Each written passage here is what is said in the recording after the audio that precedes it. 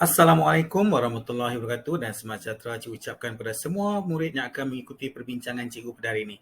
Baiklah, pada hari ini cikgu tertarik untuk membincangkan sedikit berkaitan dengan kertas 2 untuk soalan 8. Yang kedua iaitu yang memerlukan murid memberi pendapat berkaitan peristiwa yang terdapat dalam nobel tingkatan 4 dan 5. Jadi murid-murid, kalau murid-murid pernah buat soalan ni mempunyai 6 markah dan kita perlu pastikan kita dapat memberi sekurang-kurangnya 2 peristiwa dan alasan untuk memastikan kita mendapat markah penuh.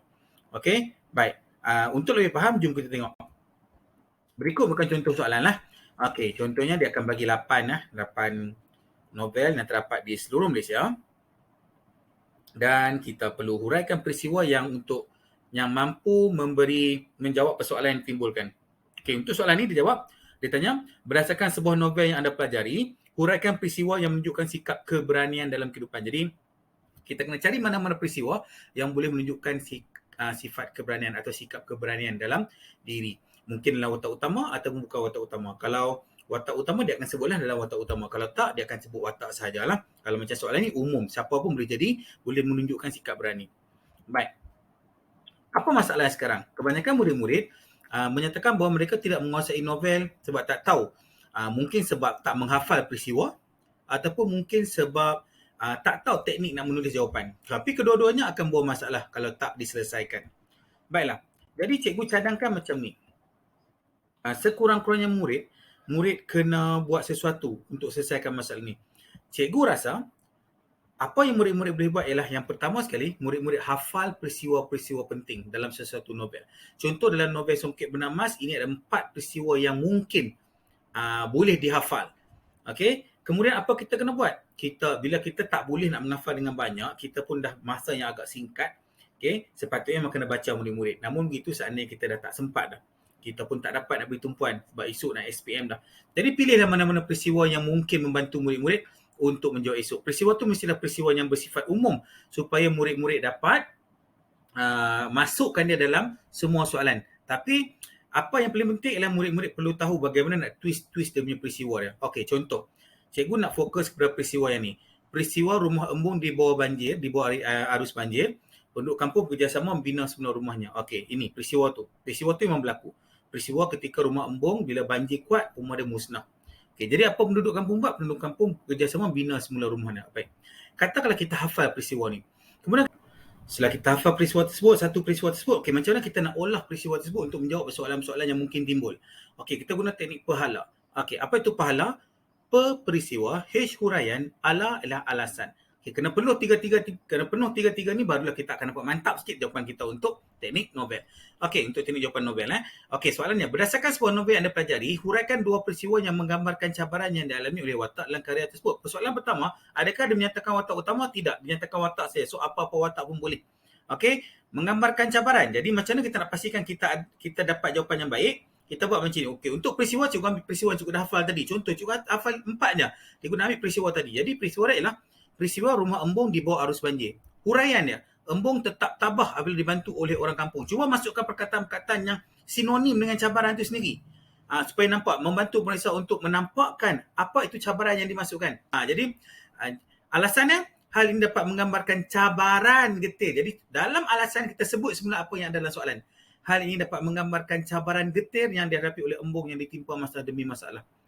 Jadi, nampak tak cikgu guna peristiwa tu tadi kan? Peristiwa rumah embung di bawah arus banjir. Lepas tu orang tolong dia. Okey, ini soalan kepada cabaran.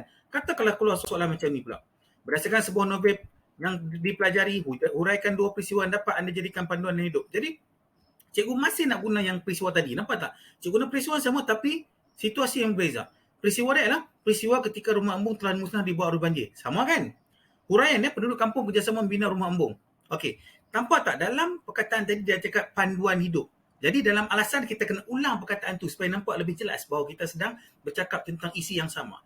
Hal ini dapat dijadikan panduan dalam hidup kerana sikap satu padu membantu orang yang berada dalam kesusahan wajar dicontohi. Okey, nampak tak? Jadi dalam alasan itu sendiri untuk pastikan kita dapat markah yang baik, kita ulang apa yang ada dalam soalan untuk lebih jelas apa yang kita nak tunjukkan kepada pemeriksa. Baik, katakanlah ini soalan dia. Ini baru satu perenggan. Macam mana kita nak buat satu jawapan lengkap? Jawapan lengkap dia macam ni. Okey, jawapan lengkap macam ni. Soalan yang sama berdasarkan sebuah novel yang dipelajari, huraikan 2 peristiwa yang dapat anda jadikan panduan dalam hidup. Jadi, Novel yang saya kaji adalah Songket Benang Emas. Kena bagi tahu dulu Songket Benang Emas. Okey, kemudian baru kita pergi peristiwa utama. Cik ulang tadilah. Peristiwa pertama dapat saya jadikan panduan dalam hidup ialah ketika rumah embung telah musnah di bawah arus banjir yang kuat. Penduduk kampung telah bekerjasama membina semula rumah embung.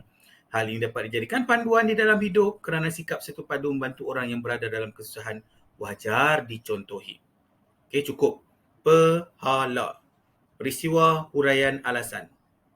Okay, tak cukup. Untuk dapat markah penuh kena bagi 2 isi. Kita bagi isi kedua. Peristiwa kedua dapat dijadikan panduan dalam hidup ialah Haji Sulaiman selaku Ketua Kampung Parit Haji Rais membawa Salihah mendapat kerawatan. Peristiwa ni pun ada dekat dalam 4 peristiwa yang cikgu suruh hafal tadi. Tapi murid-murid hafal lah lebih lagi. Ini contoh. Cikgu cakap kalau ada 4 saja cikgu hafal. Jadi cikgu kena pusing-pusing jawapan yang sama je lah. Peristiwa yang sama je lah. Tapi kebetulan ini dapat jawab. Betul. Haji Sulaiman menjalankan tanggungjawabnya untuk membantu anak buahnya sebagai seorang ketua komuniti di situ. Hal ini dapat dijadikan panduan. Nampak? Tadi ada dapatan panduan, sekarang kena ada panduan juga. Kerana sebagai pemimpin, kita perlulah sentiasa menyelesaikan isu masyarakat. Jadi panduan hidup kita jadi pemimpin, kita kena selesaikan isu masyarakat. Jadi nampak tak? Tip cikgu pada hari ini ialah, hafal lah. Dah tak sempat kan? Nak baca novel, 2 novel tu memang tak sempat. Apa yang boleh dibuat? Ialah hafal sebanyak mungkin lah peristiwa-peristiwa yang mungkin, mungkin peristiwa-peristiwa yang mungkin ditanya. Yang kita boleh ulang, kita boleh twist dia punya keboleh gunaan peristiwa tersebut. Macam tadi cikgu cakap satu peristiwa ya, dah 2 soalan cikgu boleh pakai. Tak kisah soalan mana pun boleh masuk. Cuma kita kena pandai twist lah. Kena pandai twist sikit. Dan yang paling penting, kena ada peristiwa tu sendiri kena sebut. Kena ada huraian dan kena ada alasan. Cukup 3 ni dia lebih mantap lah. Lebih mantap untuk dapat markah yang cemerlang. Baik, itu saja contoh cikgu dapat berikan. Kita jumpa lagi untuk video yang akan datang. Assalamualaikum warahmatullahi wabarakatuh.